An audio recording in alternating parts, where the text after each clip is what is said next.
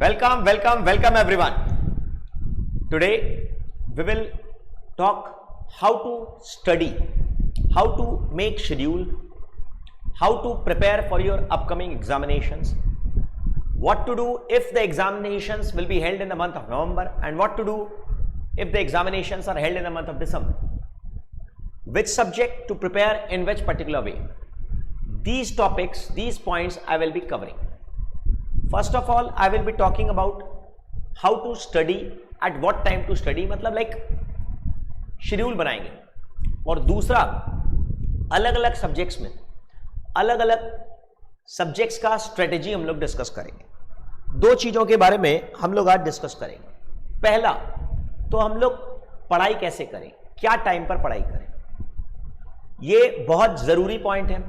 कई students regular basis पर class कर रहे हैं but they are facing a problem कि हम लोग रिवाइज नहीं कर पा रहे. तो वो कैसे हम लोग मैनेज करेंगे. तो देखो, फर्स्ट थिंग ये है कि आप प्रोफेशनल कोर्स कर रहे हैं तो ये सारी चीजें आपको अपने आप ही मैनेज करना सीखना होगा.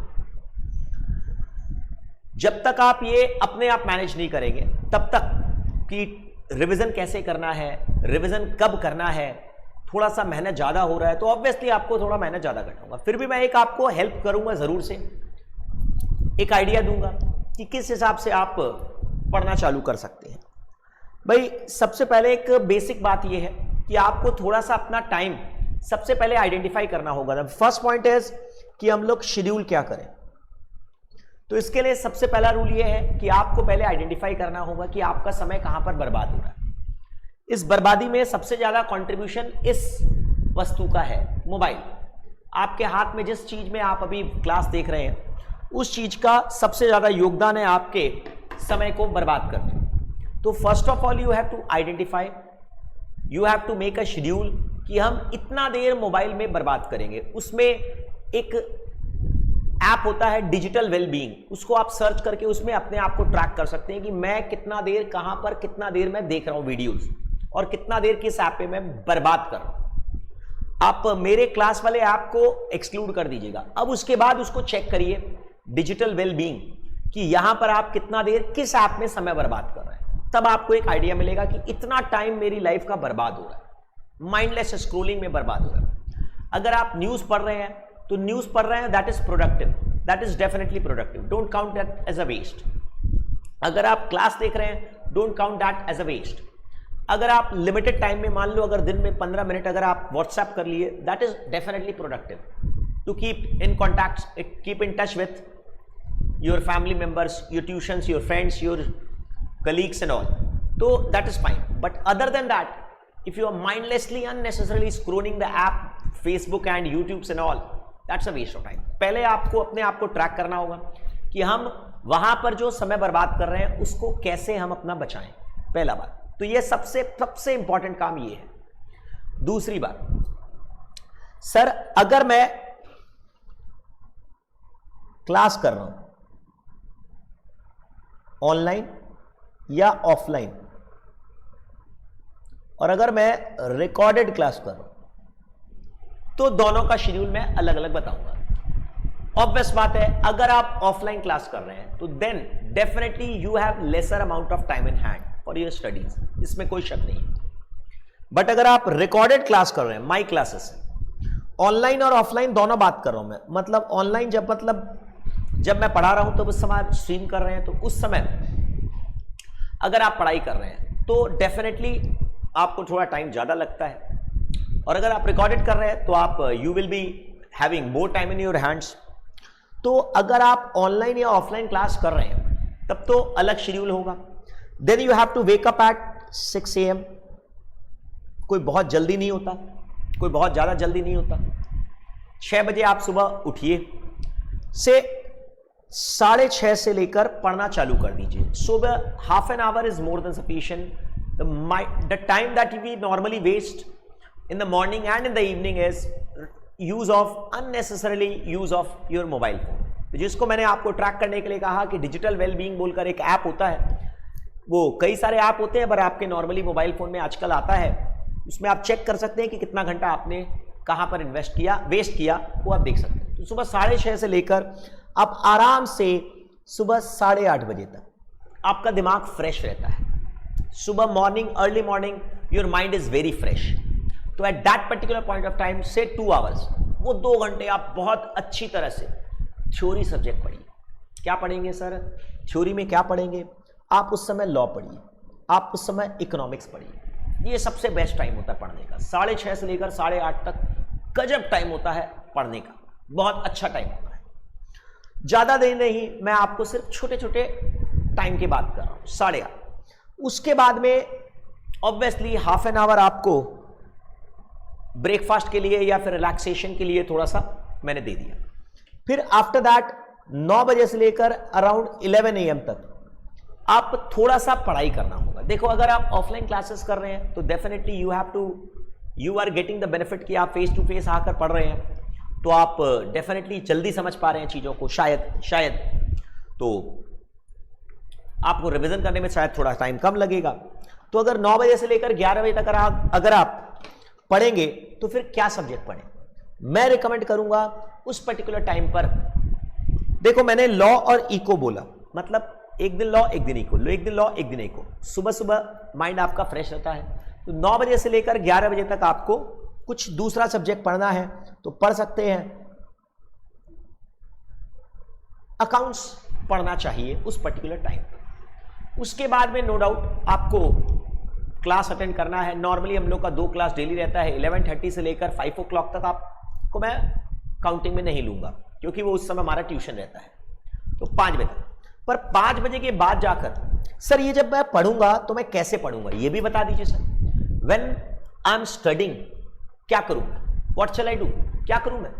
तो उस समय जो चीज क्लास में पढ़ रहे हैं उस चीज को घर में जाकर पढ़ना है और सीरियसली पढ़ना है। और बार बार मैं बोलता हूं, क्लास में मैं बोलता हूं कि सवाल को आप कम ध्यान दीजिए, सवालों पर ध्यान मत दीजिए। सवाल के पहले और सवाल के बाद में जो चीज लिखा हुआ है, सेल्फ नोट जो लिखा हुआ है, उस पर बहुत ज्यादा स्ट्रेस दीजिए, बहुत ज्यादा।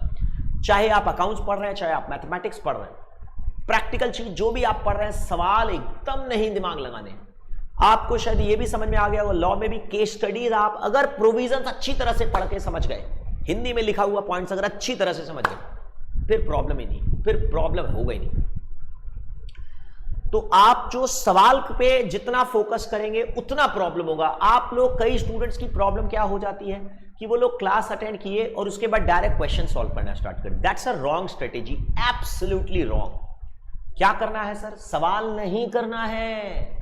जो आपको जो नियम बताया सवाल करने के पहले, सवाल करने के बाद या सवाल करने के टाइम पर, जो हिंदी इंग्लिश मिलाकर जो स्टेटमेंट और स्टेप्स या रूल्स लिखवाता हूं, वो बहुत अच्छी तरह से उसको आप एक एक चीज को 4 बार 5 बार देखिए।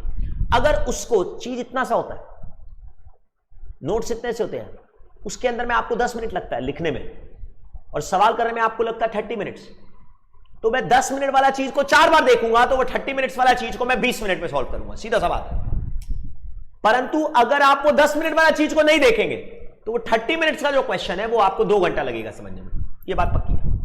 अगर आप 10 मिनट वाला सेल्फ नोट को अगर आप 4 बार देखेंगे, 40 मिनट देखेंगे, तो 30 मिनट का चीज आपको 20 मिनट में होगा, 1 घंटे में पूरा काम खत्म हो जाएगा। परंतु अगर आप डायरेक्ट क्वेश्चन करने के बारे में सोच रहे हैं तो 30 मिनट्स वाला क्वेश्चन को आप हैफेजेड मैनर में प्रिपरेशन होगा, 30 मिनट्स वाला क्वेश्चन को आप 2 घंटे के ऊपर करेंगे। That's a wrong strategy. Strategy क्या है? सवाल नहीं बनाने हैं भाई, सवाल तुम मत बनाओ, उससे कोई फर्क नहीं पड़ता। जो उसके पहले और उसके बाद में जो नोट लिखे हुए हैं उसको प्लीज प्लीज प्लीज अच्छी तरह से देखो, ठीक है? समझ में आ गया सर? चाहे अकाउंट्स हो चाहे मैथ्स हो। लॉ के बारे में मैं बात कर रहा हूं, इकोनॉमिक्स में के लिए बारे में बात कर रहा हूं, लॉ के बारे में बात कर रहा हूं धीरे धीरे। फिर मान लीजिए आप शाम को 5 बजे तक आप क्लास किए, उसके बाद मैं प्रैक्टिकल बात करता हूं, I talk very practical, no. उसके बाद कम से कम 1 घंटा 1.5 घंटा 1.5 hour you have to chill. Chill का मतलब don't go scrolling your mobile, that is not chill. जितना ज्यादा मोबाइल देखोगे उतना आंखों पर आपकी स्ट्रेस पड़ेगा, तो वो मत करिए, वो बिल्कुल मत करिए। म्यूजिक सुनिए, मोबाइल को उल्टा रख दीजिए, गाना सुनिए, दैट्स फाइन, परफेक्टली ऑलराइट। अगर आप किसी पार्क के आसपास में रहते हैं तो माइंड फ्रेश करिए, छत पर जाइए। अगर आपके घर के आसपास पार्क नहीं है, आप छत पर चले जाइए, कोई प्रॉब्लम नहीं। फ्रेश एयर लीजिए, शाम के टाइम भी ताजी हवा खाइए, फैमिली मेंबर से बात करिए, फोन करिए, दोस्तों से बात करिए, पर प्लीज मोबाइल फोन को छोड़िए, ये एडिक्शन को छोड़िए। इसमें आप वीडियो, अपनी आंखों का इस्तेमाल कम करिए। मैंने आपको कहा अपनी आंखों का इस्तेमाल कम करिए, अपने कानों का और अपने शब्दों का इस्तेमाल ज्यादा करिए। आंखों को मतलब ब्लॉक मत करिए। तो करीब करीब 5 o'clock पर if you complete the tuitions and all, 7 बजे तक, 6:30 7 तक कुछ नहीं करना है, रिलैक्स चिल।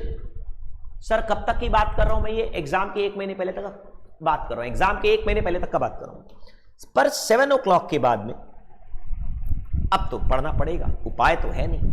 7 बजे से लेकर अब आपको पढ़ना पड़ेगा, इसमें कोई शक नहीं है। सर शाम का टाइम पे नॉर्मली हम लोग क्या होता है देखते हैं कि घरों में हलचल मची रहती है। अगर आप पीजी में रहते हो तो वहां हलचल मची रहती है। हलचल का मतलब समझ, सब लोग बातचीत कर रहे हैं, तो उस समय ऐसा सब्जेक्ट लीजिए जिसके अंदर में 7 बजे से लेकर 9 बजे तक मैथ्स। अब ये अकाउंट्स और मैथ्स जो है ना, ये आप एक्सचेंज कर सकते हैं डिपेंडिंग अपॉन योर इंटरेस्ट। मतलब शाम का टाइम पे कुछ ऐसा सब्जेक्ट पढ़ना चाहिए जिसमें आपको एक्सपर्टाइज है। अगर आप मैथ्स अच्छा है तो मैथ्स पढ़िए, अकाउंट्स अच्छा है तो शाम का टाइम पर अकाउंट्स पढ़िए।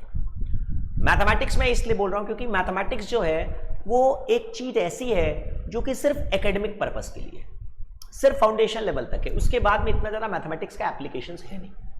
तो शाम का टाइम पे मैं बोलता हूं आपको मैथ्स पढ़िए। ये डिपेंड करता है, अकाउंट्स और मैथ्स को आप एक्सचेंज कर सकते हैं। जिस चीज में आपको इंटरेस्ट ज्यादा है वो चीज आप शाम का टाइम पे पढ़ेंगे तो आप बातचीत, माहौल रहेगा, बातचीत करने वाले लोग, डिस्टर्बेंस भी रहेगा तो भी कोई प्रॉब्लम नहीं है, आप मैनेज कर सकते हैं, कोई दिक्कत नहीं।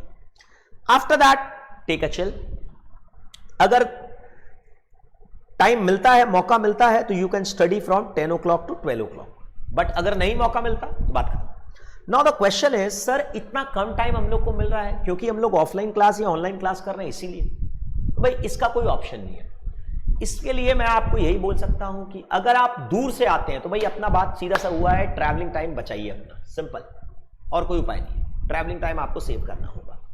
सर इसका मतलब ये हुआ कि आपने सुबह 8:30 का आने के लिए मना किया? नहीं, ऐसे मैंने मना नहीं किया, ये मैं जनरल बात कर रहा हूं। 3 क्लास जिस दिन हो रहा है उस दिन तो आपकी वाट लगने वाली है, इसमें तो कोई शक नहीं है। अब बात उठता है सर अगर आप रिकॉर्डेड क्लास कर रहे हैं, मतलब यू आर फ्री, आप अपनी मर्जी के मालिक हैं, आप पिंजरे में बंद नहीं हैं, आप हवा में उड़ रहे हैं, तब तो आपका शेड्यूल और सिस्टमैटिक हो सकता है। That will be very systematic provided recorded class को आप सीरियसली पढ़ाई करें। रिकॉर्डेड क्लास को अगर आप मजाक लेकर कर रहे हैं, जब मर्जी तब हम देख लेंगे, तो गलत है। It's already high time, we are in the first week of August, और अगर नवंबर में एग्जाम होता है तो you are still like it's less than 90 days to go for your exams. But अगर दिसंबर में एग्जाम होता है तो फिर भी ठीक है, 115 दिन के आसपास है आपके पास।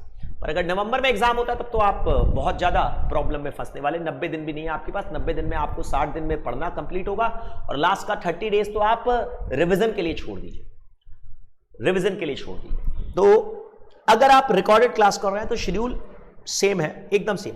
सर 12 बजे रात को सोकर हम सुबह 6 बजे उठते हैं तो 6 घंटा इस एज में मोर देन सफिशिएंट है। I used to sleep around 4 hours a day. रात को 12:30 बजे सोते थे, सुबह 4:30 बजे उठते थे, और ये शेड्यूल मेरा करीब 7 साल तक चला। तो not a very big deal. 7 years continuous basis पर 4 घंटा दिन में बहुत होता है, और वो तो 4 घंटा तो हम लोग शुरुआत किए थे, बाद में वो 3.5 घंटा ही हो जाता था करीब करीब, तो वो बहुत होता है, मोर देन सफिशिएंट। कोई याद इक्का दिक्का दिन अगर संडे को सो गए तो सो गए, तो वो कोई बहुत बड़ी बात नहीं है। 4 घंटा मेरे लिए पर्सनली, मेरे लिए बहुत था, पर आपको मैं थोड़ा सा बोलूंगा 6 घंटा it's more than sufficient at this particular age, no issues with that. थोड़ा बहुत हो संडे को रिकवर कर लीजिए, और ज्यादा नहीं, अभी एज में रिकवर नहीं कर सकते, और ज्यादा 6 घंटे से ज्यादा इस एज में जरूरत नहीं है। चलिए, अगर आप रिकॉर्डेड क्लास करते हैं तो you are in a slightly better position because you have hell lot of time, but hell lot of time to waste. Okay, अगर बहुत ज्यादा टाइम वेस्ट कर देंगे तो आपको नुकसान होगा, बट अगर आप स्टडीज में दिमाग लगाएंगे तो आप बहुत अच्छा कर सकते हैं। रिकॉर्डेड क्लास अगर आप कर रहे हैं तो माय गॉड अनबिलीवेबल। तब आप क्या कर सकते हैं, आप मान लीजिए सुबह 6 बजे यू वेकअप, बहुत ज्यादा देरी नहीं कर सकते, सुबह सेम शेड्यूल है, ये यहां तक आपका शेड्यूल सेम है, 6:30 से लेकर 8:30 तक कोई थ्योरी यहां पे पढ़िए, 9 से लेकर 11 तक आप अकाउंट्स मैथ्स कुछ पढ़िए, फिर उसके बाद आप थोड़ा आराम करिए, अपने फैमिली मेंबर से बात करिए। टीवी अगर देखते हैं तो न्यूज़ चैनल देखिए। कौन से news channel? Business news channel, तो दैट आपका वैल्यू एडिशन हो। पॉलिटिक्स का न्यूज़ आपके पढ़ाई से रिलेटेड कोई काम आने वाला नहीं है। बिजनेस न्यूज़ चैनल देखिए। स्टॉक मार्केट ज़्यादा देखेंगे तो उससे कोई फायदा नहीं होगा, उसकी प्राइसेस को ऊपर नीचे देखेंगे तो कोई फायदा मतलब नहीं होगा। जो वो लोग बोल रहे हैं कंपनीज में क्या हो रहा है वो थोड़ा समझिए तो ज़्यादा बेटर रहेगा, रादर देन माइंडलेस अननेसेसरी इधर उधर फालतू चीजों में बर्बाद करेंगे। और साथ साथ आप अपने फैमिली मेंबर से बात करिए, पापा के बिजनेस के बारे में बात करिए। आप मम्मी के काम में थोड़ा बहुत हेल्प कर सकते हैं, इसमें कोई शर्म की बात नहीं है, कोई शर्म की बात नहीं है। दिन में थोड़ा सा फैमिली के साथ में आपको समय बिताना चाहिए, कुछ हंसना चाहिए, बोलना चाहिए, झगड़ा हो तो झगड़ा करना चाहिए, मजाक की बात कर रहा हूं, जस्ट किडिंग। उनके काम में हेल्प करना चाहिए, पर बहुत ज्यादा डेफिनेटली आप अफोर्ड नहीं कर सकते। कम से कम 1-2 घंटा आप दे सकते हैं, उसमें कोई बुरा नहीं है। पापा की हेल्प करने में एकदम अच्छा है, बिल्कुल। मम्मी की हेल्प करने में एकदम अच्छा है। बॉय है या गर्ल उससे कोई फर्क नहीं पड़ता है, जमाना बहुत बदल गया। You can definitely help your family members if you are staying with your family members.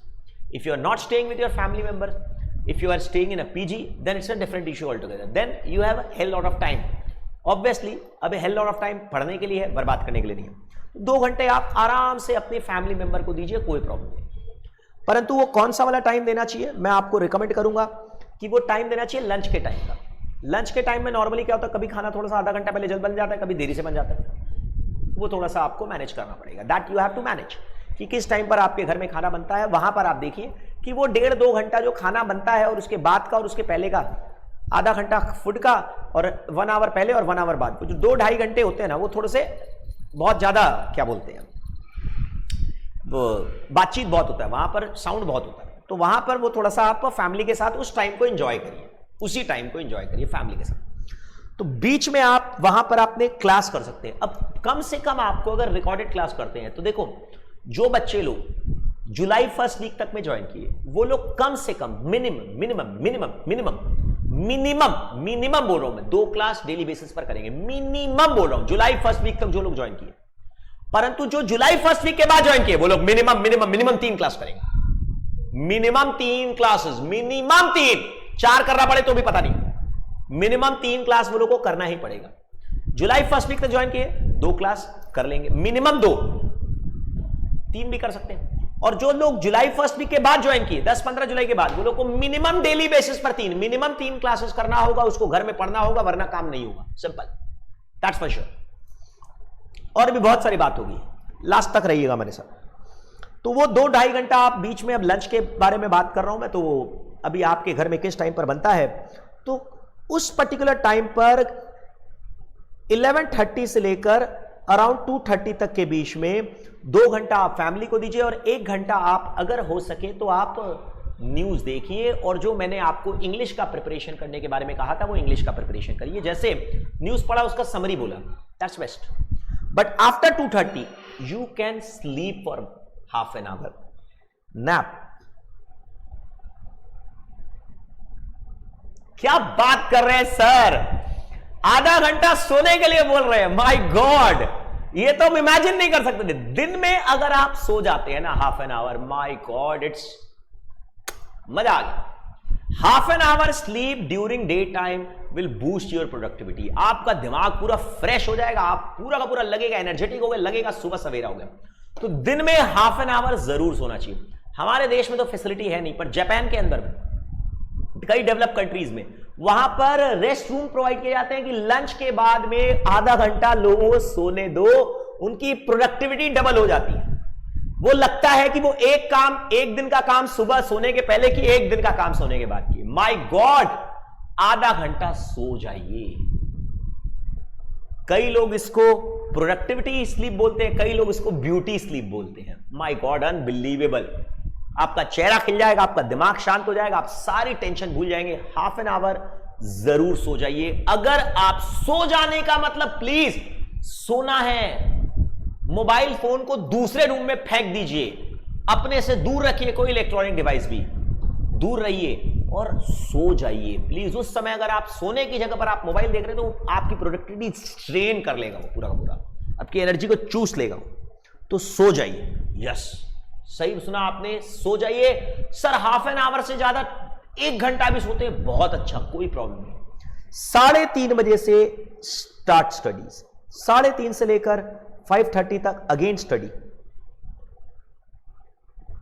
Sir कितना रिलैक्स टाइम आपने दिया है, कहां ज्यादा टेंशन वाला टाइम दिया है। 11:30 से 2:30 बजे के बीच में मैंने 1 घंटा स्टडी बोला है, स्टडी भी नहीं बोला, माफ करिएगा, स्टडी नहीं बोला, मैंने फैमिली टाइम दिया, न्यूज टाइम दिया।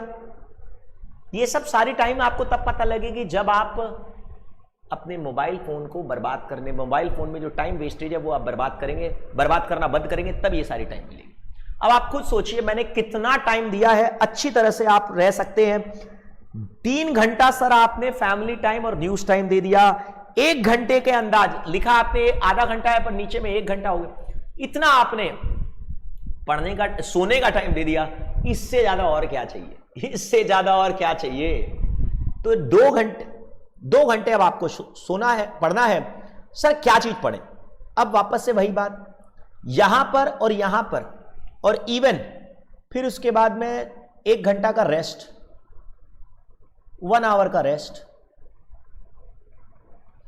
1 आवर का rest. Rest always means physical rest and mental rest. Rest का मतलब होता है physical rest and mental rest. Physical rest and mental rest का मतलब यह हुआ कि आप प्लीज अपने मोबाइल फोन से दूर रहेंगे, समय की बर्बादी कम करेंगे, तो आप अपने आप ही आपके एनर्जी लेवल बढ़ जाएगा। मैं प्रैक्टिकल बात कर रहा हूं। यहां पर आप रेस्ट कर सकते हैं, you can have a walk on your terrace, on a park, on a roadside, you can talk to your friends, but please आप मोबाइल में आंख गड़ाकर देखिए मत, आपकी एनर्जी खत्म कर देगा। फिर उसके बाद में you can start your studies from around 6:30 to 7 PM,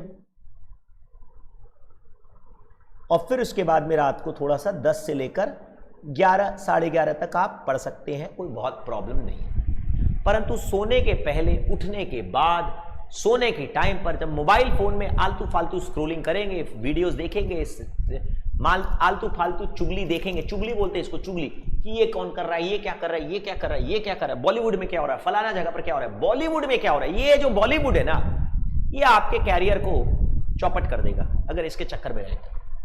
तो यहां पर आपको डेफिनेटली थोड़ा सा स्टडी ही करना होगा। अब क्वेश्चन उठता है कैसे स्टडी करें। स्ट्रेटेजी सब बच्चों के लिए एकदम सेम है, इसमें कोई शक नहीं है। चारों सब्जेक्ट का स्ट्रेटेजी एक एक करके हम लोग बात कर लेते हैं। एक बार मैं फिर से रिकॉल कर दूं, ये तो मैंने आपको शेड्यूल बताया। जो बच्चे रिकॉर्डेड कर रहे हैं, जो बच्चे ऑफलाइन आकर कर रहे हैं, ऑफलाइन आकर कर रहे हैं तो ऑब्वियस बात है आपको थोड़ा टाइम कम मिल रहा है, ऑनलाइन कर रहे हैं तो भी आपको टाइम कम मिल रहा है, रिकॉर्डेड कर रहे हैं, रिकॉर्डेड मतलब जब अपनी मर्जी से कन्वीनियंट टाइम पर, तब टाइम आपको ज्यादा मिल रहा है। अच्छा एक बात मैं आपको और बता दूं, अगर आप देरी से ज्वाइन किए हैं तो जो छोटे छोटे चैप्टर जो है ना एक एक क्लास के, वो सब पहले उठाइए, एक एक क्लास के, एक एक क्लास, एक एक क्लास, एक एक क्लास। तो वो छोटे छोटे चैप्टर उठाने से क्या होगा, आपके दिमाग पर स्ट्रेस कम होगा, नंबर ऑफ चैप्टर कवरेज होते जाएंगे, नंबर ऑफ चैप्टर कवर होते जाएंगे। Now the question is how to study each subject I am talking about every single subject. अच्छा हाँ, अच्छा इसमें कुछ छोटे मोटे नियम और हैं पढ़ाई से रिलेटेड, कि जिस समय आपके घर के अंदर में बातचीत बहुत ज्यादा होती है, उस पर्टिकुलर टाइम पर आप प्रैक्टिकल सब्जेक्ट पढ़ेंगे जिसमें आपका सबसे ज्यादा इंटरेस्ट हुआ करता था, जो आपको अकाउंट्स और मैथ्स में सबसे ज्यादा आसान लगता था, वो पढ़ेंगे। जब शांत रहता है वातावरण, आपके घर में कब शांति रहती है वो आप देखिए, जब आपके घर में शांति रहती है तो उस समय थ्योरी सब्जेक्ट पढ़ेंगे, इकोनॉमिक्स पढ़ेंगे, लॉ पढ़ेंगे। सर अब एक एक करके सारे सब्जेक्ट्स के बारे में मैं आपको बताता हूं कि कैसे किस सब्जेक्ट्स को पढ़ना है। भाई अकाउंट्स के अंदर में कैसे पढ़ना है, स्पेसिफिकली बात करते हैं हम लोग, स्पेसिफिकली। पहला बात, आप अगर लिखना चाहते तो लिख लीजिए, मैं बोलते जा रहा हूं, सुन। 100 बार मैंने बोला, 100 बार मैंने बोला, क्वेश्चंस पर ध्यान कम देना है, क्वेश्चंस के पहले और क्वेश्चंस के बाद जो सेल्फ नोट है उसको 10 बार पढ़िए, पहला बात। दूसरी बात, जब चैप्टर चालू होता है ना, उस समय का जो डिस्कशन होता है ना, जहां चैप्टर चालू होता है वहां का जो डिस्कशन होता है, दैट इज क्रीम होता है वो, मतलब पूरे चैप्टर का समरी निचोड़ होता है। तो वो चैप्टर अगर आप रिवाइज करना चाहते हैं, तो आप चैप्टर का समरी जानना चाहते हैं, तो आप वहां पर जाकर उसका आइडिया ले सकते हैं। तो दैट इज वन पॉइंट। सवाल आपको करने के टाइम पर टाइम देखकर आपको सवाल करना है। You have to look at your watch and then you have to study. Otherwise आप सवाल कर लेंगे, बहुत ज्यादा टाइम लगाना पॉसिबल नहीं है। सर कैसे करेंगे सवाल, आप कौन से सवाल पहले करेंगे? मैं रिकमेंड करता हूं बच्चों को कि जो क्लास में करवाया वो पहले ही करूंगा। उससे क्या होगा, आपका कॉन्फिडेंस लेवल बूस्टअप होगा। फिर उसके बाद में आपका जो होमवर्क क्वेश्चंस है वो करेंगे। परंतु फिर से मैं बोलूंगा, क्वेश्चंस पर ध्यान नहीं कम देना है, उसके पहले और उसके बाद में और उसके दौरान जो हिंदी इंग्लिश का notes, table, chart, steps, notes है, चार्ट्स है, टेबल्स है, स्टेप्स है, वो सब देखना। ये पढ़ने का तरीका है, ठीक, अकाउंट्स और मैथ्स दोनों के लिए। दूसरा, दोनों के चैप्टर पढ़ने के बाद में उसको प्लीज प्लीज प्लीज बहुत अच्छी तरह से रिवाइज करेंगे। सर रिवीजन कहां पर करेंगे? जो आपको व्हाट्सएप ग्रुप के डिस्क्रिप्शन बॉक्स में एक लिंक दिया हुआ है, वहां पर रिवीजन का वीडियोस है, मतलब मेरे यूट्यूब चैनल पर रिवीजन का वीडियोस है। तो रिवीजन वहां से आप हर चैप्टर खत्म होगा रिवीजन कर लेंगे। पहले चैप्टर पढ़ा, रिवीजन किया, फिर टेस्ट दिया। ये बात आप ऑलरेडी बता चुके हैं। चैप्टर पढ़ा, रिवीजन किया, टेस्ट दिया, चैप्टर पढ़ा, रिवीजन किया, टेस्ट दिया। फिर से बोलता हूं, चैप्टर पढ़ा तो पढ़ते समय क्लास किया, फिर उसके बाद में क्लास वर्क प्लस होमवर्क किया, पर उस समय ध्यान ये दिया कि कंसेप्ट पर ध्यान ज्यादा देंगे, सवाल पर नहीं। कंसेप्ट पर ध्यान ज्यादा देंगे, सवाल पर कम, सवाल पर कम, सवाल पर कम, सवाल पर कम, कंसेप्ट पर ज्यादा। पहले क्लास वर्क, क्लास किया, फिर क्लास वर्क प्लस होमवर्क को रिवाइज किया, फिर उसके बाद में रिवीजन किया, रिवीजन यूट्यूब वीडियो से, हमारे यूट्यूब वीडियो से, और उसके बाद में टेस्ट टेस्ट टेस्ट सिर्फ टेस्ट दिया, खत्म। नेक्स्ट, अब अकाउंट्स के अंदर में मैंने आपको बताया, और भी मैं बात करूंगा 5 मिनट रुको। अकाउंट्स के बारे में मैंने आपको बताया कि कैसे पढ़ना है। पहले छोटे छोटे चैप्टर्स को, आसान चैप्टर्स को पहले पढ़ लो, जो एक एक क्लास के चैप्टर है, एक एक क्लास के चैप्टर है, उन सबको पहले पढ़ लो। इसके अंदर में आपको मैं ये बता दूं, जो साइंस बैकग्राउंड के बच्चे थे या फिर वीक इन अकाउंट्स, जो बच्चे अकाउंट्स में थोड़े से डर लगता है जिनको, वो लोग क्या करेंगे, कुछ कुछ चीजों को स्किप करेंगे। फाइनल अकाउंट्स का एक्सपर्ट पार्ट को स्किप करेंगे। भाई स्किप करने का मतलब आप अपने ऊपर लेकर स्किप कर रहे हैं। आप ये मानकर चल रहे हैं कि मैं ज्यादा स्ट्रेस नहीं लेना चाहता, मैं रियलिस्टिक पेपर अटेम्प्ट करना चाहता हूं। 100 में से 100 मार्क्स का पेपर मैं अटेम्प्ट नहीं कर पाऊंगा, मैं 80 मार्क्स का ही अटेम्प्ट करूंगा, ये मानकर आप प्रिपेयर करेंगे। अब अगर आप साइंस बैकग्राउंड के हैं या अकाउंट्स में वीक है, तो रियलिस्टिक सोच अगर रखेंगे तो कि मैं एक्सपर्ट वाला छोड़ रहा हूं तो मेरा एक क्वेश्चन तो छूटना ही है। फाइनल अकाउंट्स का एक्सपर्ट छोड़ेंगे, एनपीओ का एक्सपर्ट पार्ट छोड़ेंगे, उसके बाद में पार्टनरशिप का एक्सपर्ट पार्ट छोड़ देंगे। और कई बच्चों को बिल ऑफ एक्सचेंज थोड़ा सा दिक्कत होता है, जिनका फंडामेंटल्स अकाउंट्स का वीक रहता है, उनको बिल ऑफ एक्सचेंज में थोड़ी प्रॉब्लम होती है, इसमें कोई शक नहीं, इसमें कोई शक नहीं। तो आप रियलिस्टिक लेकर टारगेट चलेंगे कि हमारा 80 मार्क्स का अगर अटेम्प्ट हो जाएगा तो हम उसमें 50 मार्क्स आराम से ले आएंगे, कोई प्रॉब्लम नहीं, कोई प्रॉब्लम नहीं। अब दूसरी बात, सर इसका सारा सवाल वापस से प्रैक्टिस करना है क्या? तो पॉसिबल नहीं है। तो फिर हम क्या करेंगे, अगर रिपीट क्वेश्चन है तो उसको प्रैक्टिस वापस से शॉर्ट में करेंगे ऑब्वियसली, इसमें कोई शक नहीं है, इसमें कोई शक नहीं है। एक ही क्वेश्चन बार बार मैं क्लास में भी करवा देता हूं, रिपीट नंबर के क्वेश्चंस बहुत सारे क्लास में भी मैं करवाता हूं, पर फिर भी आपको घर में तो प्रैक्टिस करना ही पड़ता है। तो अगर एकदम सिमिलर हो तो does not make any sense, पर जल्दी जल्दी कर लेना चाहिए, करना तो जरूर चाहिए। सर आपकी क्लास के अंदर में जो पढ़ा वही काफी है क्या? मैं आपको बार बार बोलूंगा, अगर आप क्वेश्चन के पहले और बाद में जो नोट्स लिखा अगर वो पढ़ लेंगे तो मेरी क्लास में जो क्वेश्चन करवाया वो अपने आप ही बनेगा। बनना ही है, नहीं बनेगा तो कोई क्वेश्चन ही नहीं है, फिर बात ही खत्म। और वहां पर इंस्टीट्यूट का math, revision test paper, mock test paper, past exam सब हो गया, खत्म। The next subject I talk about is mathematics. सब एक एक करके पहले मैं बात कर लेता हूं, फिर उसके बाद सारे बच्चों के बारे में बात करूंगा, सारे बच्चों के क्वेश्चंस के बारे में बात करूंगा।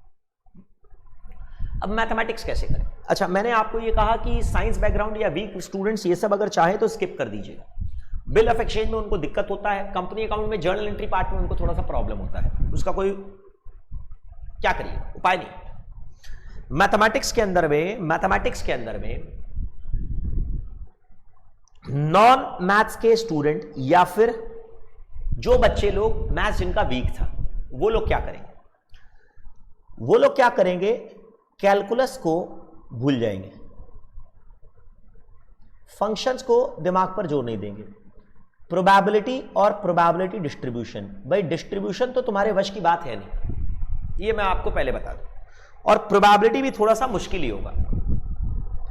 और जो बच्चे लोग मैथ्स बैकग्राउंड के स्टूडेंट हैं, जिनको maths good in maths, very good in maths, जिनका मैथ्स था 12 में या फिर नहीं भी था तो भी उनको अच्छा लगता है बहुत, तो वो लोग क्या करेंगे, वो लोग को कुछ कुछ चैप्टर मैंने बोला फटाफट अपने आप करके खत्म करो। इंडिसेस हो गया, लॉग हो गया, लीनियर इक्वेशन हो गया, क्वाड्रेटिक इक्वेशन हो गया, इनइक्वालिटीज हो गया, ये हल्का फुल्का चैप्टर खत्म करो।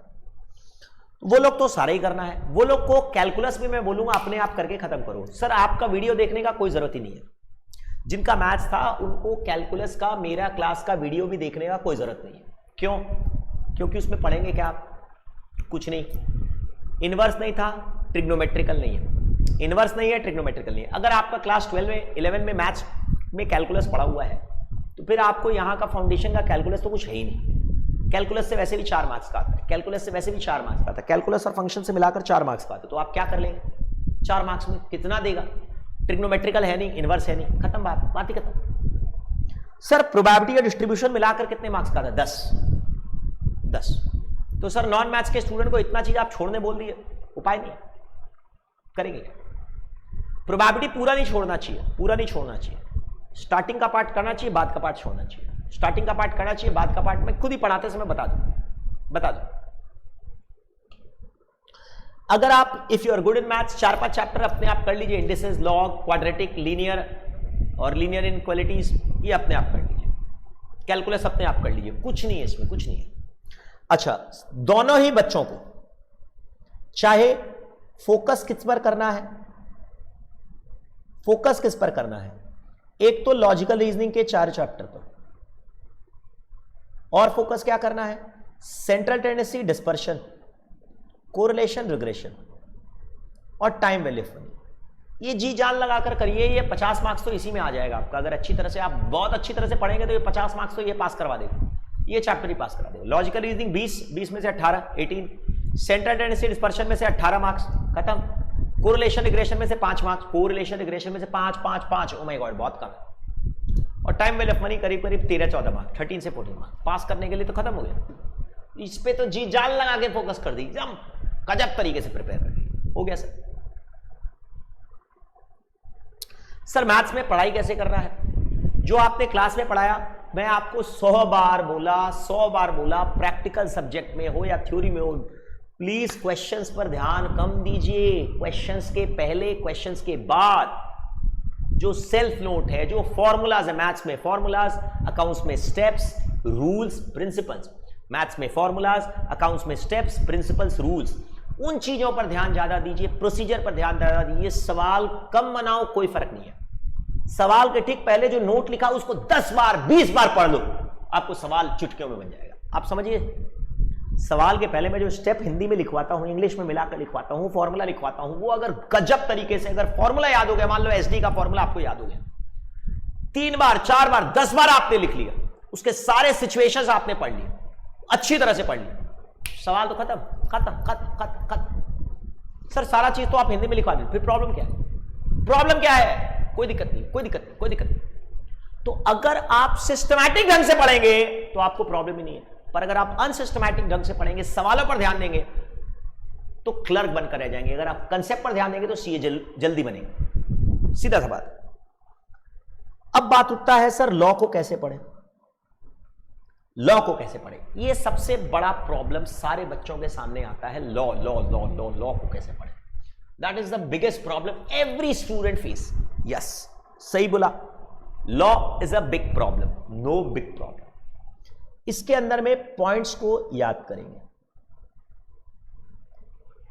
और क्लासरूम में मैं बोलता हूं बार बार, अगर आपका इंग्लिश अच्छा है, अगर if you are good in English, if you can make sentences and you can write correct sentences without any grammatical error. Sir, how do I check whether I make grammatical errors or not?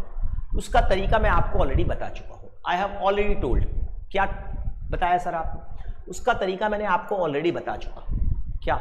आप मेरे को प्रेसी या summary लिखकर भेजिए, मैं अपने आप उसमें चेक करके बताता हूं कि आपका इंग्लिश कैसा है, अच्छा है, खराब है, तो अपने आप पता लग जाता है। ठीक है, उसमें मैं लिख देता हूं ग्रामेटिकल एरर हो रहा है तो इसका मतलब you are weak in English, सीधा सवाल। और अगर मैं कुछ नहीं लिखता हूं तो इसका मतलब you are not weak in English. सीधा सा बात। अगर ग्रामेटिकल एरर हो रहा है तब तो भैया आपको रट्टा मारना पड़ेगा, लॉन्ग पूरा रट्टा मारना पड़ेगा पूरा, क्योंकि आप अर्थ का अनर्थ बना देंगे, अर्थ का अनर्थ बन जाएगा। तो आप पॉइंट्स को रट्टा मार रहे हैं, पॉइंट्स रट्टा रट्टा रट्टा रट्टा मार रहे हैं, उपाय नहीं। पर if you are weak in English you have to memorize, no option to that. But if you are not weak in English, if you are good in English, then 50% याद करेंगे, 50% अपनी लैंग्वेज, 50 याद 50 अपनी लैंग्वेज, 50-50-50-50, ठीक है। तो sir points को आप याद करेंगे, पॉइंट्स को याद करेंगे, पॉइंट्स पॉइंट्स पॉइंट्स पॉइंट्स बहुत जरूरी है। किस टॉपिक में क्या क्या पॉइंट है और उसका मतलब क्या है, किसके अंदर में क्या मीनिंग है, वो याद करेंगे। सर एग्जाम्पल जो दिया हुआ आपके के थ्योरी जो ब्लैक शेड में है उसको आधा अधूरा याद करना है, और एग्जाम्पल्स को याद नहीं करना है, एग्जाम्पल को बस समझना है कि इससे रिलेटेड ये था, खत्म। एग्जाम्पल एग्जाम में नहीं लिखने होते, नहीं लिखने होते, नहीं, वो समझाने के लिए, ठीक है, समझ में आ गया। अब बात उठता है सर केस स्टडी कैसे करेंगे। भाई केस स्टडी प्रिपेयर करने का कोई तरीका नहीं होता। केस स्टडी हम लोग जो क्लास में सॉल्व कर रहे थे पीछे में चैप्टर के बाद में, उसका सॉल्व करने का, उसको याद रखने का कोई तरीका नहीं होता। उसमें क्या करना है कि आपको कुछ स्पेशल टाइप का केस स्टडी है ना, तो उसको हाईलाइट करके रख लीजिए, ओह इसमें कुछ भयानक चीज। परंतु अगर आप ये थ्योरी वाला पार्ट बहुत गजब तरीके से समझे हैं, पूरा हिंदी में अपनी मदर टंग में समझे हैं, तब आपको मैं लिख कर दे सकता हूं, केस स्टडी में आपको दिक्कत नहीं होगा। हाँ लिखना आपको पड़ेगा। अब लिखते समय again the same thing, if you are not so good in English then it's a problem. If you are good in English not a problem. Sorry, English part, English part में कम्युनिकेशन सिर्फ एक scene chapter है, 6 marks का attempt करना पड़ता है, और बाकी पूरा पूरा अनसीन। मैं आपसे हाथ जोड़कर विनती करूंगा, इंग्लिश को लास्ट टाइम तक मत छोड़िए, इंग्लिश को आप लास्ट टाइम तक प्लीज मत छोड़िए। यहां पर जो आपको शेड्यूल बनवाया था ना, उस शेड्यूल के अंदर में मैंने आपको बोला था कि जब आप फैमिली टाइम दे रहे हैं, जब आप टीवी देख रहे हैं, जब आप न्यूज देख रहे हैं, तो वहां पर आपको कंटिन्यूअस बेसिस पर अपना ग्रामेटिकल एरर सुधारने की जरूरत है। कंटिन्यूअस बेसिस पर आपको बोल बोलकर पढ़ना है। If you are bad in English, you are not so good in English, you have to read and speak well you read. जब आप पढ़ते हैं तो बोल बोलकर पढ़िए, बोल बोलकर पढ़िए। But if you are good in English definitely then it's not a problem at all. But if you are not so good in English, you cannot make sentences, your sentences are having some grammatical errors, spelling errors, then you have to improve. That is the only option that you can have. You don't have any other option at all, obviously. तो sir क्या करना है, तो तब आपको थोड़ा सा मेहनत और ज्यादा करना पड़ेगा, इसका कोई ऑप्शन नहीं आपके पास, ठीक है सर। तो इंग्लिश का प्रिपरेशन कंटिन्यूअस बेसिस पर होना चाहिए। प्रेसी लिखना है, समरी लिखना है, आर्टिकल लिखना है, रिपोर्ट लिखना है, अपनी फीलिंग्स को एक्सप्रेस करना है, मेरे को लिख कर भेजते जाना है। आप कोई न्यूज आर्टिकल पढ़ रहे हैं, उसका समरी लिखे और मेरे को भेजे, क्वेश्चन प्लस लिंक भेजे और मेरे को समरी भेजे, लिंक भेजे मेरे को समरी भेजे, लिंक भेजे मेरे को समरी भेजे। तो इस तरह की प्रिपरेशन कंटिन्यूअस होना चाहिए। इसके लिए आप सेंटेंस चैप्टर को बहुत अच्छी तरह से मेरी बुक में दिया हुआ है, वो भी पढ़िए, परंतु वो सफिशिएंट नहीं है। पढ़ाते समय मैंने बोला था इंग्लिश का प्लीज छोटा थोड़ा वीडियोस है, प्लीज उसको लास्ट तक छोड़िए मत, लास्ट के एंड तक छोड़िए मत, क्योंकि इंग्लिश क्लास में, लाइव क्लास में तो अटेंडेंस बहुत कम था, बहुत कम अटेंडेंस था लाइव क्लास में। तो पर रिकॉर्डेड में आप लोग करते तो प्लीज लास्ट एंड तक छोड़िएगा मत इस इंग्लिश सब्जेक्ट को। Now the point is economics को कैसे प्रिपेयर करें, इकोनॉमिक्स एंड बीसीके को कैसे प्रिपेयर करें। इसका प्रिपरेशन जो है बड़ा प्यारा प्रिपरेशन है, इसमें रटने का कुछ नहीं है, समझने की सारी चीजें हैं। पर यह बात पक्की है कि किस पॉइंट में क्या क्या चीजें आती है। पॉइंट्स तो आपको ध्यान रखना पड़ेगा कि इसके अंदर में ये पॉइंट आते हैं, इसके अंदर में ये पॉइंट आते हैं, और इसका मीनिंग ये है। रट्टा पूरा मारने का जरूरत नहीं है, बट समझने की ज्यादा जरूरत है और उनको अप्लाई करना है। एप्लीकेशन यहां पर ज्यादा जरूरी है, क्योंकि यहां पर जो क्वेश्चंस आते हैं वो एप्लीकेशन बेस्ड क्वेश्चन आते हैं, not the memory based question. ये नहीं पूछेगा कि इलास्टिसिटी कितने तरह का होता है, 5 तरह का होता है, वो नहीं पूछेगा, परंतु उसको घुमाकर पूछेगा। इन नेसेसरीज में कितना होता है, कंफर्ट में कितना होता है, लग्जरीज में कितना होता है, तो उसको जब तक समझेंगे नहीं तब तक मुश्किल है, तब तक बहुत प्रॉब्लम। सर डायग्राम्स पर फोकस करना है कि नहीं, वो चीज आपको अब बोलना पॉसिबल नहीं है मेरे लिए, क्योंकि ये इकोनॉमिक्स पढ़ाते समय तुम लोग को मैं समझा चुका हूं, कई सारे डायग्राम मैं याद करवा देता हूं आपको, और डायग्राम जो है ना वो समझ कर याद करने पड़ते हैं, रट्टा मारने से नहीं होता, समझ कर याद करने पड़ते हैं। तो इसमें इकोनॉमिक्स में अगर आपका क्लास 12 में पढ़ा हो नहीं पढ़ा उससे कोई फर्क नहीं पड़ता, बहुत हार्डली मैटर करता है। मेरे बुक के एमसीक्यू सॉल्व करने हैं, मेरे बुक के एमसीक्यू सॉल्व करना काफी है। अच्छा, एक बात और मैं आपको बता दूं, एक बात और, मैथमेटिक्स में और इकोनॉमिक्स में, फिर से बोलो, मैथमेटिक्स में और इकोनॉमिक्स में, मैथमेटिक्स और इकोनॉमिक्स में जो पास्ट ईयर क्वेश्चंस हैं वो सॉल्व करने चाहिए कि नहीं करने चाहिए? डेफिनेटली करने चाहिए, इसमें कोई शक नहीं है, डेफिनेटली करने चाहिए, डेफिनेटली करने चाहिए। सर आपने उसमें बेटर स्किप बोलकर लिखा है, गलत लिखा है, गलत लिखा, गलत लिखा, गलत लिखा है। बेटर स्किप वाला को हटा देना, मतलब करने चाहिए, करने चाहिए। जो इंपॉर्टेंट चैप्टर्स हैं उनके आपको जरूर 100-200% करने चाहिए। अब जैसे आप सेंट्रल टेंडेंसी पढ़ रहे हैं, मैथ्स में डिस्पर्शन पढ़ रहे हैं, लॉजिकल रीजनिंग पढ़ रहे हैं, टाइम वैल्यू ऑफ मनी पढ़ रहे हैं, तो उसके तो पास्ट एग्जाम क्वेश्चंस को खा जाना है, खाना है, एकदम नोच कर खा लेना है, पूरा खाना है। इकोनॉमिक्स में मार्केट चैप्टर पढ़ो, पूरा है पास्ट एग्जाम क्वेश्चंस, पूरा चैप्टर का जितना क्वेश्चन है सब खा जाना, क्योंकि उसमें से मार्क्स बहुत आएगा, बहुत ज्यादा मार्क्स आएगा। तो इसमें आपको इकोनॉमिक्स और बीसीके में एप्लीकेशन है, आपके थ्योरी जो कंसेप्ट पढ़े हैं उसका एप्लीकेशन।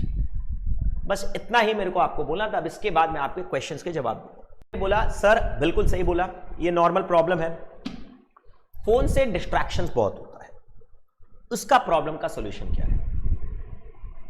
इसका प्रॉब्लम का सॉल्यूशन आपके पास है। क्या करें? पहला काम, सारे नोटिफिकेशंस बंद करिए, पहला बात। स्पेशली जो सोशल मीडिया के नोटिफिकेशंस है, यूट्यूब का और फेसबुक का नोटिफिकेशंस बंद करिए, फर्स्ट। सेकंड, फालतू व्हाट्सएप ग्रुप से बाहर निकलिए, दोस्तों को बोलिए फालतू मैसेज नहीं भेजे। पिंग पिंग पिंग करके जो ping ping ping ping ping ping करके जो आवाज आती है आपकी मोबाइल में, वो उसको टोटल बंद करिए। ऊपर में जो पर्दा गिरने पर, जो स्क्रॉल करने पर जो ऊपर में जो नोटिफिकेशंस आते हैं, यहां पर स्क्रीन पर जो नोटिफिकेशंस आते हैं, इनको बंद करिए। फालतू ऐप जो है वो डिलीट करिए। फेसबुक और यूट्यूब के नोटिफिकेशंस को बंद करिए, पहला काम। फालतू व्हाट्सएप ग्रुप से गायब हो जाइए, भाग जाइए, डिलीट कर दीजिए। और दूसरा, आवाज वाले नोटिफिकेशंस तो जिंदगी में कभी नहीं होने चाहिए, ये तो पहला नियम होता है। तो इसका सॉल्यूशन सिर्फ आपके पास है, और थोड़ा आपको पर्सनल कंट्रोल रखना पड़ेगा। मोबाइल को जिस रूम में आप बैठे हैं, जब आप पढ़ाई कर रहे हैं, अगर जरूरत नहीं है, अगर जरूरत नहीं है तो दूर रखिए। और मैं तो इवन ये भी रिकमेंड करता हूं, मैं तो ये भी रिकमेंड करता हूं कि आपका जो पढ़ने वाला मोबाइल है, उस मोबाइल फोन में आप अननेसेसरी की चीजें रखिए मत। कुछ अच्छे बच्चे तो क्या करते हैं कि अपना जो पर्सनल फैमिली से रिलेटेड मोबाइल है वो अलग रखते हैं, और पढ़ाई से रिलेटेड अलग रखते हैं। पढ़ाई का मतलब अपना ऐप चलाने के लिए, that's a very good thing actually. तो खैर, अगर आपके लिए दो मोबाइल फोन रखना पॉसिबल नहीं है तो मैं बिल्कुल इस बारे में कुछ नहीं बोलूंगा, but the point is simply कि थोड़ा आपको पर्सनल कंट्रोल भी करना पड़ेगा, इसके अलावा आपके पास कोई ऑप्शन नहीं।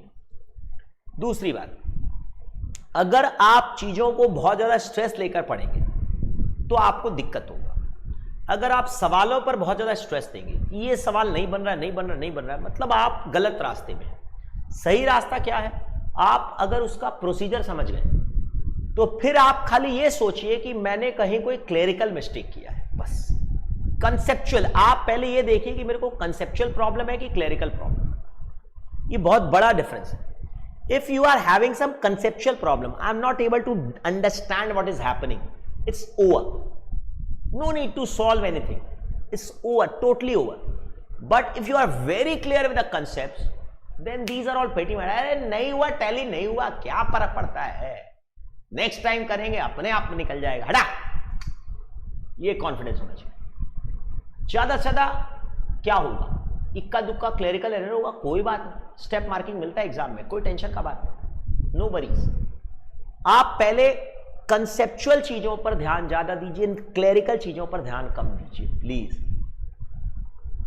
सोशल मीडिया से दूर रहने का तरीका जो मैंने आपको बताया वही है, नोटिफिकेशंस बंद करिए, बंद करिए, बंद करिए, थोड़ा कंट्रोल अपने ऊपर करिए, और मैं इसमें कुछ बात नहीं कर सकता। चल,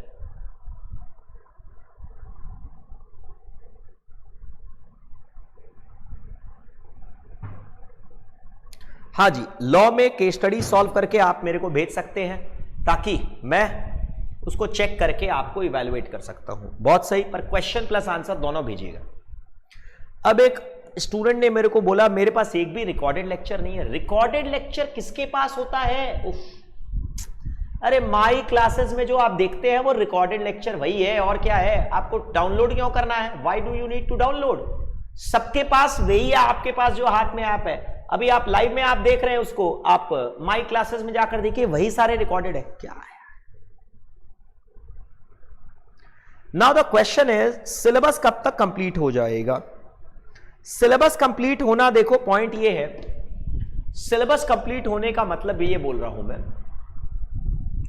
कि मैंने अपना टारगेट, पर्सनल टारगेट लिया है 30 सितंबर तक, परंतु उसके बाद में अगर एग्जामिनेशन पोस्टपोन होता है तो मैं थोड़ा सा आगे भी बढ़ा सकता हूं। पहला बात। द सेकेंड एस्पेक्ट कि दुर्गा पूजा के बाद में भी मैं क्लासेस कंटिन्यू रखूंगा। अगर आप आना पसंद करेंगे तो आइएगा, नहीं पसंद करेंगे तो ऑनलाइन में रिकॉर्डेड में कर लीजिएगा। उस समय मैं क्या करूंगा? रिवीजन करवाऊंगा, रिकॉर्डेड रिवीजन करवाऊंगा, पास्ट ईयर क्वेश्चन सॉल्व करवाऊंगा। पीवाईक्यू जो पास्ट ईयर क्वेश्चन जो आपको हर चैप्टर के बाद में दिखते हैं वो सब मैं सॉल्व करवाऊंगा।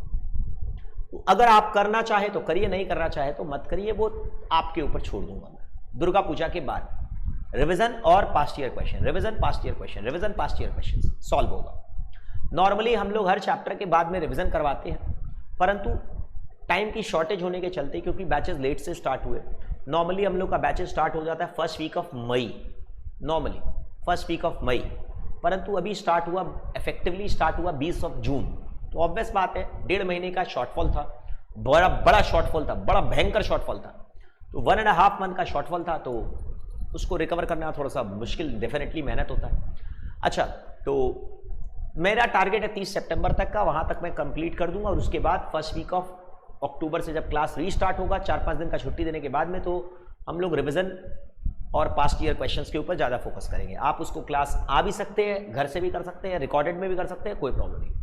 सर मेरे को अगर क्लास करना है, अगर मैं ऑनलाइन ही करता हूं तो मैं रिकमेंड करूंगा ऑनलाइन, जिस समय मैं पढ़ा रहा हूं उस समय अगर ऑनलाइन घर में बैठ करते हैं तो इससे ज़्यादा बेटर है आप रिकॉर्डेड क्लास करिए, वो ज़्यादा बेटर है।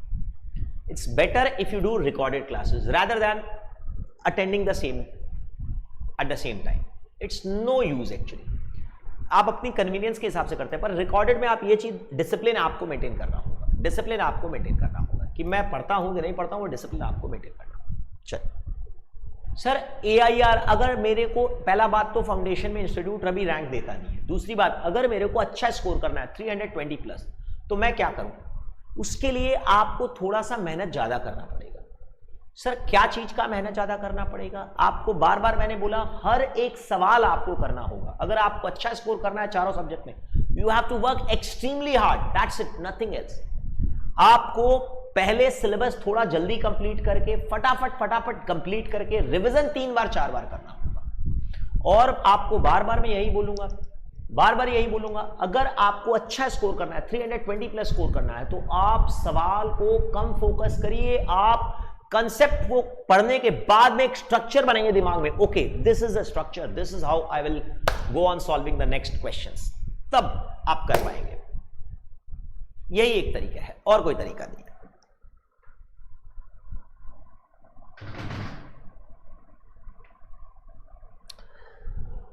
अब एक जन ने पूछा, सर लॉ में क्या मेन पॉइंट्स पर मार्क मिलेगा या सर डिटेल्स में याद करना होगा? ये मैंने आपको बताया, पॉइंट्स जो है वो आपको बुकिश लैंग्वेज में याद करना है, और जो अंदर का जो कंटेंट है वो आप थोड़ा आधा अधूरा मिलाकर लिख सकते हैं, थोड़ा आधा अधूरा। मेन पॉइंट देखो हर चैप्टर में नहीं होता पॉइंट। अब जैसे कॉन्ट्रैक्ट लॉ के कुछ चैप्टर में ऑफर एक्सेप्टेंस और ये सब में मेन पॉइंट्स होते हैं, परंतु बाद के चैप्टर में मेन पॉइंट्स नहीं होते। जैसे पार्टनरशिप आप पढ़ रहे हैं, तो पार्टनरशिप में मेन पॉइंट्स बोलकर कुछ है नहीं, पॉइंट वाइज कुछ है नहीं, ज्यादा नहीं है पॉइंट वाइज, वहां पर कंसेप्ट वाइज है।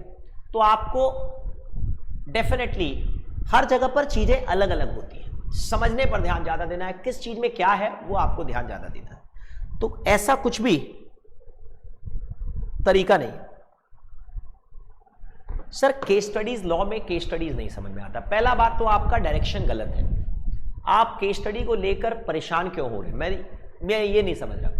लॉ का पेपर आता है 60 मार्क्स का, 60 मार्क्स का पेपर में आपको क्वेश्चन रहते हैं 72 मार्क्स के, 12 मार्क्स का चॉइस रहता है। 60 मार्क्स के पेपर में 72 मार्क्स के पेपर में 43 मार्क्स का तो थ्योरी आता है and you are only left with 29 marks का केस स्टडी। पहला बात, 29 में आप यू विल बी अटेंडिंग से 24 से 25 आप यू विल बी अटेंडिंग। तो पहला बात तो आपके लॉ के पेपर में 24 से 25 मार्क्स का केस स्टडी है, एक बात। सेकेंड बात, केस स्टडी को लिखने का तरीका क्या बताया है? प्रोविजन, प्रेजेंट केस और कंक्लूजन। केस स्टडी समझ में इसलिए नहीं आता है आपको क्योंकि आपने प्रोविजन अच्छी तरह से नहीं पढ़ा है, तो इसका कोई उपाय नहीं है। प्रोविजन अगर अच्छी तरह से पढ़ोगे, उसको रियल लाइफ में समझोगे, रियल लाइफ से कनेक्ट करके समझोगे, तो फिर केस स्टडी में प्रॉब्लम क्या है? आपको तो मैं बार बार बोल रहा हूं कि केस स्टडी आप क्वेश्चन लिखिए, क्वेश्चन और उसका आंसर लिखकर मेरे को भेजिए, मैं इवैल्यूएट करूंगा, देखूंगा, मना थोड़ी ना कर रहा हूं मैं।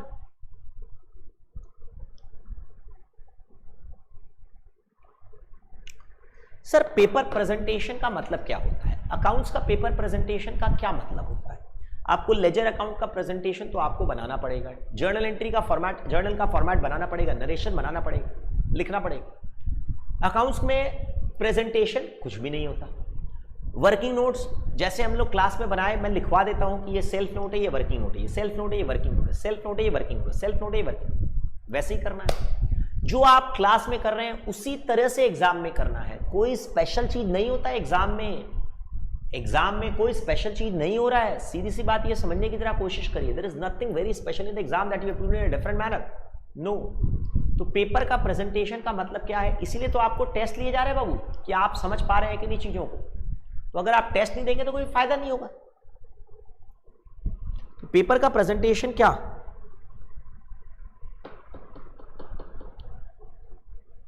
सर प्रोडक्टिव स्टडी करने का एक ही तरीका है जो आपको मैंने बोला। एक स्टूडेंट ने पूछा सर टाइम बहुत ज्यादा लगता है परंतु हम पढ़ नहीं पाते हैं, तो उसका क्या आंसर है? इसका आंसर यह है कि आप गलत तरीके से पढ़ रहे हैं। इसका आंसर यह है कि आप सवालों पर ज्यादा ध्यान दे रहे हैं। इसका आंसर यह है कि आप डिस्ट्रैक्शन पर ज्यादा ध्यान दे रहे हैं। इसका आंसर यह है कि अगर आप अपना जो चीज पढ़ाया जा रहा है उसको पढ़ने के बाद में समझने के ऊपर ज्यादा ध्यान देंगे, जो अगर मान लो अकाउंट्स और मैथ्स में है, जो आपको क्वेश्चन के पहले और क्वेश्चन के बाद में जो नोट्स लिखवाया जा रहा है, हिंदी में समझाया जा रहा है, उन चीजों पर ध्यान ज्यादा देंगे। जर्नल एंट्रीज अगर आपको समझाया जा रहा है तो जर्नल एंट्री क्यों हुआ उस पर ध्यान अगर ज्यादा देंगे तब आपका प्रिपरेशन अच्छा होगा। परंतु अगर आप सिर्फ सवाल देखेंगे कि मेरे से सवाल नहीं बना, तो आप खत्म, गलत डायरेक्शन में, you are in a wrong direction. तो प्रोडक्टिव स्टडीज का मतलब होता है कि आप जो कंसेप्ट पढ़ाया जा रहा है उस पर ध्यान पहले दीजिए, आपका प्रोडक्शन हो जाएगा, प्रोडक्टिव स्टडीज ही होगा। अगर आप इकोनॉमिक्स पढ़ रहे हैं तो इकोनॉमिक्स में आप डायरेक्टली अगर आप क्वेश्चंस पे जंप मार देते तो खत्म, गलत डायरेक्शन। परंतु आपको जो पढ़ाया गया, क्लास में पढ़ाया गया, उसको हिंदी में लिखवाया गया, उनको इंटरप्रीट करना है, बहुत ध्यान से देखना है जो लिखवाया गया उसका मीनिंग क्या है, उसका मतलब क्या है। जो डायग्राम बनाया जा रहा है उसको खा जाना है कि ये इसके ऊपर जा रहा है, ये इसके नीचे जा रहा है, कौन किस, आपकी आधी प्रॉब्लम्स तो वहीं पर सॉल्व हो जाती है। तो प्रोडक्टिव स्टडीज का मतलब ये होता है कि आप जो चीज पढ़े हैं उसको एग्जाम में जब आता है तो उसको अप्लाई कर सकते हैं कि नहीं, ये होता है प्रोडक्टिव स्टडीज। तो वो आप तब कर पाएंगे क्योंकि मेरी बुक में जो सवाल है, चाहे वो चारों सब्जेक्ट के कोई भी क्वेश्चन है, वो डायरेक्ट वर्ड टू वर्ड नहीं आएंगे, डेटा अलग रहेगा, उसको रट्टा नहीं मार सकते आप, डेटा अलग रहेगा, डेटा विल बी डिफरेंट, ये बात पक्की है। अकाउंट्स का क्वेश्चन में जब रिपीट होता है, मैं बोलता हूं सर मेरी बुक से पूरा 100 मार्क्स का क्वेश्चन आता है, 100 नहीं 120 मार्क्स का अकाउंट्स में आता है, पता है मेरे को, परंतु वो same to same word to word amount तो नहीं आएगा सेम, लैंग्वेज सेम आएगा पर अमाउंट तो सेम नहीं आएगा, ये बात तो पक्का है। तो आप जब तक सवालों पर ध्यान दे रहे हैं तब तक आप गलत रास्ते पे हैं। अगर आप रूल्स पर, प्रिंसिपल्स पर, फॉर्मूलाज पर, मैथ्स में फॉर्मूलाज, अकाउंट्स में रूल्स, प्रिंसिपल्स, तरीके, स्टेप्स, लॉ के अंदर में प्रोविजंस पॉइंट्स, उसके अंदर में क्या लिखा हुआ है, इकोनॉमिक्स के अंदर में जो थ्योरी पार्ट है उसको बहुत डायग्राम है, अगर थ्योरी है उसके नियम है, उसके रूल्स हैं, उसके अजम्पशंस हैं, उसकी स्टेप्स है, उन पर ज्यादा ध्यान दे रहे हैं, तब आपको प्रॉब्लम होने का क्वेश्चन ही नहीं उठता।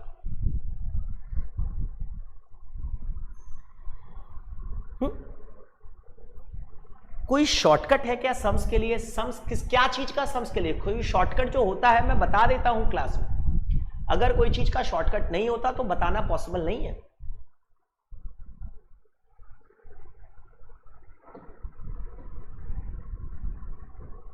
चले तो I do believe almost all the questions have been solved. अगर आपका सम्स बनाने में बहुत ज़्यादा समय लगता है तो फिर हम क्या करेंगे? तो फिर इसका मतलब यह है कि आपको थोड़ा टाइम ज़्यादा देना पड़ेगा और कोई उपाय नहीं है। ये प्रॉब्लम इसलिए होती है क्योंकि अपने क्लास 11 तक, क्लास 10 तक मैथमेटिक्स जो करते हैं तो उसमें अगर आप मैथमेटिक्स आपका फंडामेंटल स्पीड से करते थे 10 तक तो आप अभी भी अच्छी तरह से स्पीड से कर पाएंगे। But if you are have some fundamental problems in mathematics, क्योंकि नॉर्मली यहां पर क्या होता है मैं आपको बताता हूं, to be very frank, starting की कुछ स्टेप्स में ही यहां पर फॉर्मूलाज यूज होते हैं। मैथमेटिक्स पार्ट की बात कर रहा हूं या स्टैटिस्टिक्स पार्ट की बात कर रहा हूं। अगर आपको एक इक्वेशन दिया हुआ है, उस इक्वेशन को सॉल्व करने का तरीका आपको क्लास 7 से पढ़ाया गया है, तो वहां पर आपको दिमाग चलना चाहिए कि यहां पर हम इस इक्वेशन को सॉल्व कर रहे हैं और कुछ नहीं कर रहे हैं, रॉकेट साइंस नहीं है। तो फिर आपको प्रैक्टिस की थोड़ी ज़्यादा ज़रूरत है।